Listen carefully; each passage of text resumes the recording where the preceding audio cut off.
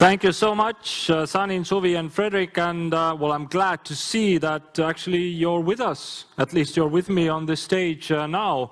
I hope the audience has a good view of you soon.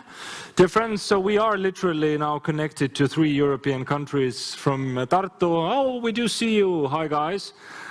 Finland, Sweden, and Serbia, and well, to many other locations where you might be sitting. I'm very glad to see that you've posted many questions using Slido, and if you have more questions on the back of your mind, make sure you post them soon. The next 30 minutes or so, we'll be able to spend time with those wonderful festival organizers. So, but let's start with the first question. The question is for Fredrik. How much did you have to think on how the audience will travel to Umeå? Because I mean, you're quite a bit north from Stockholm, and that means, well, quite up north from the center of Europe also. Well, that's of course a critical question when you are in an outpost. For us, it was to have a cooperation with the Visit Umeå and also other visit organizations in the north of Sweden.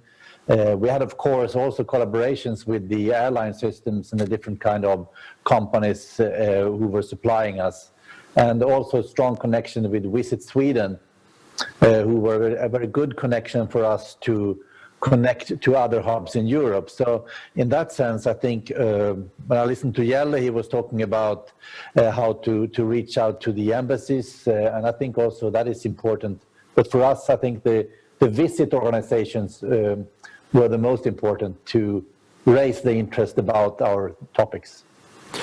The next question goes to Sanjin and Suvi, and let's start with Sanjin. What inspired you to start organizing those big and successful festivals? I mean, Europe has a lot of festivals. Why did you decide we need one more?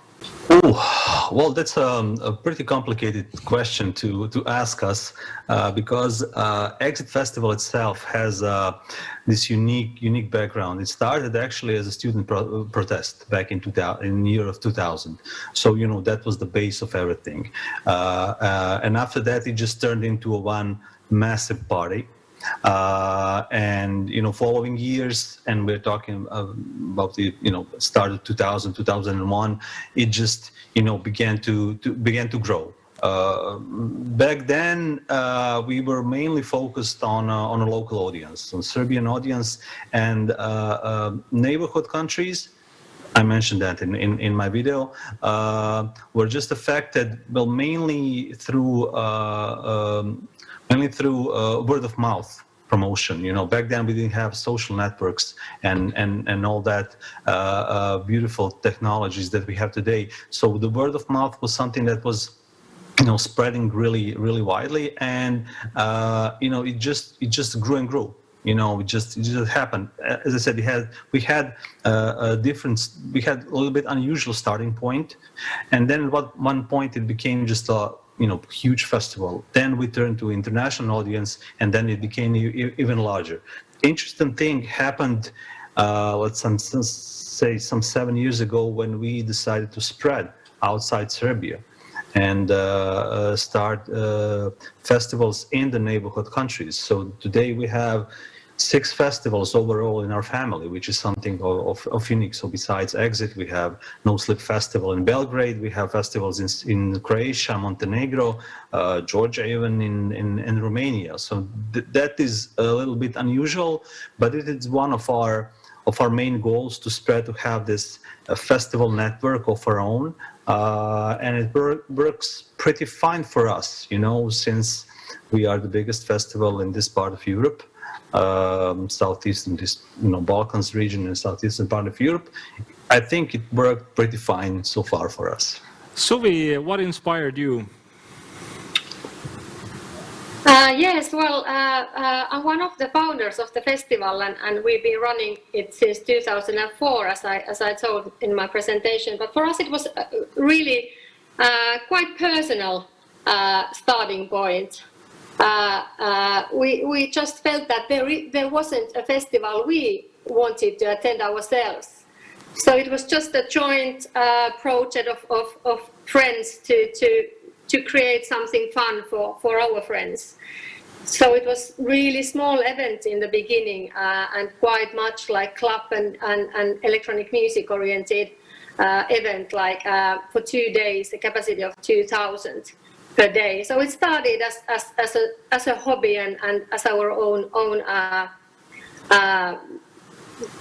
we wish to make an event we want to attend, and there were people who shared the same ideas and wanted to attend, and it organically started to grow from that starting point.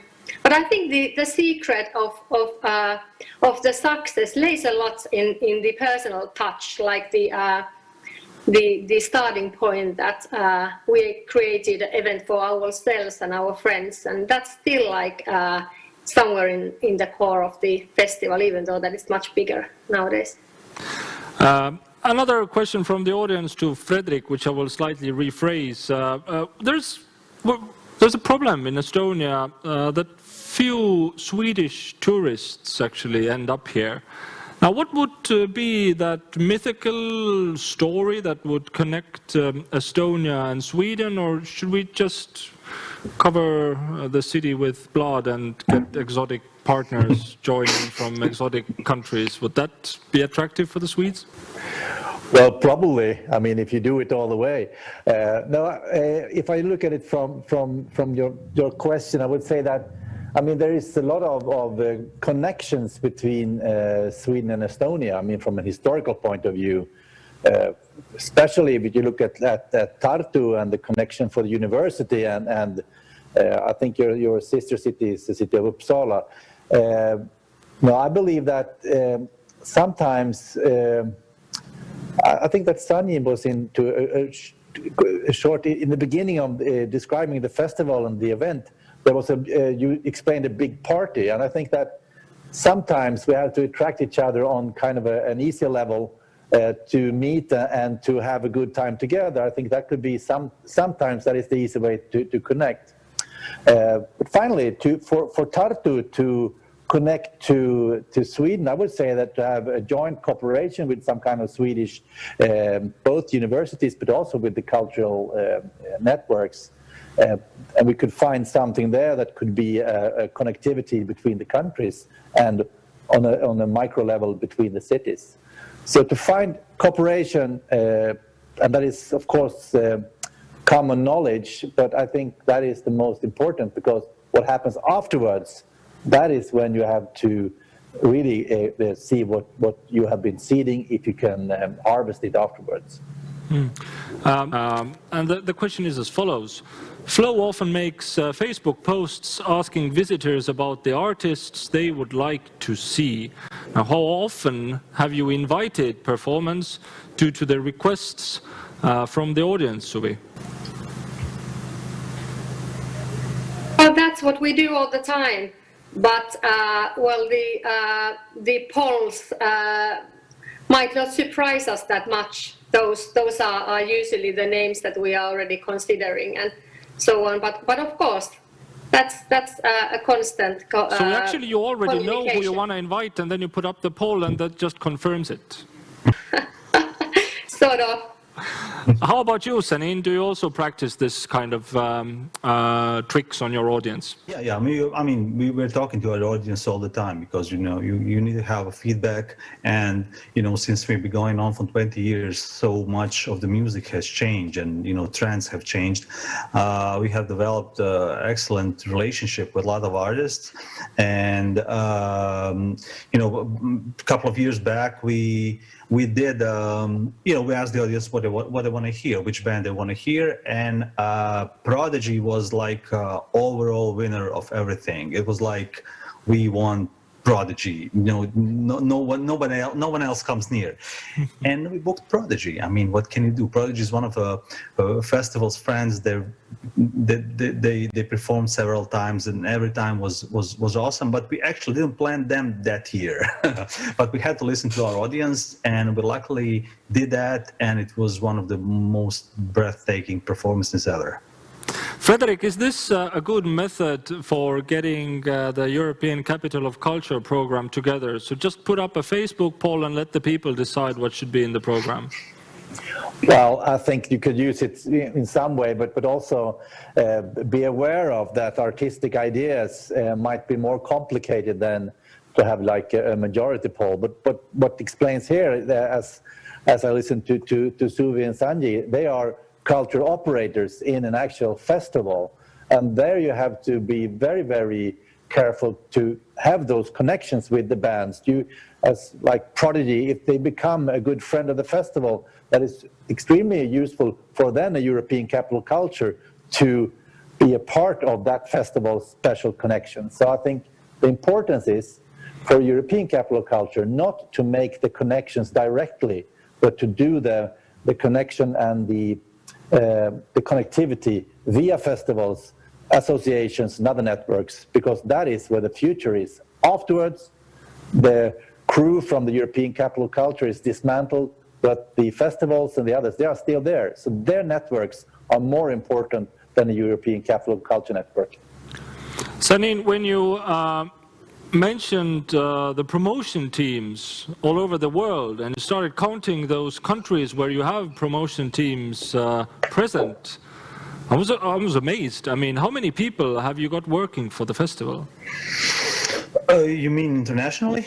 Internationally, yeah. Well, actually all over, but I mean, let's divide it into groups. So internationally and then in Serbia. Well, internationally, we, it's one of our, focuses mainly. So we have international marketing manager, that is also a bit news for us. We have Anders Berta joining us from Hungary. Actually, he's in Budapest and he has huge experience in working at a festival such as Sziget and Balkan Sound, and he's involved in all kind of different European organizations. So he's a festival man. He joined our organization a month ago, and he took over international team. We have promoters in different countries, as I said. We started with the UK back in 2007, and now today we have promoters in France, in Germany, in Spain, UK, of course, Czech Republic, Russia, Greece. When I'm talking about international audience, of course, we have different teams in Hungary, in Budapest, all these ex-Yugoslavian countries. So basically, just a lot of different teams working for the festivals. As I mentioned earlier, we consider international audience and international markets one outside this region. So the whole plan is basically the whole campaign, and in terms of promotion and marketing is divided basically into two separate levels. One is local, or let's say regional, and one is international. Besides them, over the year we have approximately up to 100 people working for the festival. 100 people all together? Yeah. So that is a huge number. When I'm counting all the people in the organization, not only in promotion and marketing department, but all the other departments from fundraising, designers, web teams, etc., etc. Would be interesting to compare it with Flow. Suvi, how many people have you got employed? We have 10 permanent staff working year-round. And I think 2019 we employed something like 150 people directly. But obviously through subcontractors and partners, the employment number raises to a couple of thousand of people. Oh. So it's a huge crowd of people working for one festival. So that's quite unfortunate this year that everything was cancelled. So it's a massive unemployment for people. Suvi, you mentioned before that you should never underestimate the audience, but you should always have surprises. Now, could you bring some examples of surprises that you're super proud of from the past years? Well, Well, I would say that our program is really varied and wide. I mean, it's not just one or two genres, but like from big pop names to really much marginal names. So I think that probably the biggest surprises and experiences comes from the lineup itself, and there's always something new to discover for the audience. But obviously also the festival area and arts that we are offering to people. I mean, just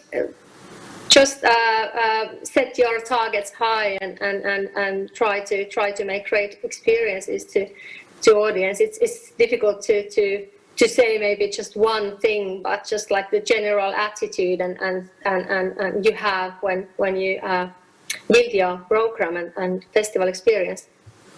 I know Sanjin wants to add something, but I'm gonna give you the mic in a second. But I'm also gonna ask a question now. You said that Exit can't really compete with major Western European festival performance, but you rather have an interesting and different lineup. Now you mentioned Prodigy, that's of course interesting and different, but Prodigy could be on any Western European festival. I guess you meant something else. Yeah, what I meant, what I wanted to say earlier when Suvi was talking, you have to bear in mind that besides Exit itself, we have other festivals that I mentioned, but besides that, we also have a lot of projects that we produce during the year. So, the music festival, it's not our only thing that we do. So through our foundation, we have different social activities that we do throughout the year that refer to ecology and just different type of activism, etc., etc. So that's why there's a huge number of us working at the festival. To answer this question, yeah, I mean, when I said that we cannot really compete with the Western European festivals, I meant in terms of budget. So they have much higher budget, they have much higher prices they can afford. Just so expensive lineup that we cannot really compete with. So we have to fight that with just quality program on all different levels. You have to. I think that Suvi knows that not all expensive artists are the only worth artists in the world. You can find many interesting artists on so many different levels, and when it is your art to bring them together and to compile them. So what we did over the summer, so we invested a lot in our booking department of the festival and in developing the stages throughout the festival. We have around 40 different zones and stages at the festival, and some of those stages grew through the years. At the start they were meant to be like small stage, and throughout the years they became 10 times bigger stage. At the start we had one main stage. Today we have two main stages at the festival. Our dance arena is probably something of festival inside the festival, sort of. So those are the ways that we can fight. I mean, we'll always have a couple of headliners, big names. For instance, next year we're gonna have David Guetta, we're gonna have DJ Snake, Tiga, Eric Pritz, Nina Kravitz, Paul Kalkbrenner, all this type of artists we're gonna have on our lineup, plus of course many more. But if you compare them to, let's say, Mad Cool Festival, which is happening at the same weekend as we do, but Mad Cool is of course in Madrid. Mad Cool just have over the top lineup. We cannot compete with those lineups, with those budgets, but we can come up with the different ideas, different approaches, and make our festival interesting. I'm going to give the word to Suvi soon, but actually I want to bring Fredrik back into the conversation now. As a journalist, I of course know that drama always works, so I wasn't really surprised when you showed that picture of blood flowing on the old military base, that it was a big success. But can you be successful with bogs and smoke sauna I mean, especially to attract Swedish people, because you have wonderful nature in Sweden. Why would you want to come to Estonia to see that? Well, I think you have to look at it. I mean, a European capital culture, if you stay in that environment, it is a culture project. It is an artistic project mainly. And then around that, you can plug in a lot of different interesting ideas and topics which you can address and use the European capital culture as a flagship for your ideas. And I think it's all about package and presentation. Smoke sauna, well, that's one of my favorites, so I'm all in on that. I went to, I think it was in Turku, one of the largest smoke saunas, which was very impressive. So I think that you have to see the European capital culture as the main event that will sooner or later take over the whole city and the whole region, and in that you can add in exactly almost everything you like, as long as you have a strong case in the beginning. But I completely agree with you. The drama and the dramatic twist is always attractive, and I think that is one of the big things that some European capital culture don't really fully explore on a higher level. Maybe you do it on the stages or in the performing acts, but try to implement it also into the parliament. So you still think that it's reasonable to promote Tartu also in Sweden and in Finland, not perhaps further more down south where the smoke sauna tradition might be seen as very exotic, and I mean for some Southern Europeans perhaps even dramatic? How come you take me to a room which is full of smoke? Is this torture? Well, I think it depends on how you address it. And I mean, it is really something that you have to explore on the site, because creating it on your own would be almost impossible. So I think you should go for it. Well, thank you. Suvi and Sanjin, one question for actually both of you. Is it ever possible to do a decent music festival online? Or is it impossible because festival, well, that should mean people together. I mean, we're having this event here together. Could you imagine having your festival online? So let's start with Go Suvi. ahead. Yeah. Okay. For me, it's quite difficult to think about online events because, like, we are about live events. We do live experiences to people, and it's all about meeting other people and experiencing things live, and also experiencing surprises, as I told, and encounters with people and something that is not planned. That's about the character of live events, and that's something that you cannot achieve through digital experience. It's just another business. It's not the cultural business that we are doing at the moment, at least not. So you're really waiting for that vaccine, right? Yeah, definitely. Sanjin, your ideas on that? Yes, I totally agree with Suvi. Yeah, I mean, when all this thing started, we said that we want to agree to new normal. New normal. It's not what we are all about. Despite that, we did have actually a festival event this year that had a little bit of both. I don't know if you know this. So we had a project called Livestream.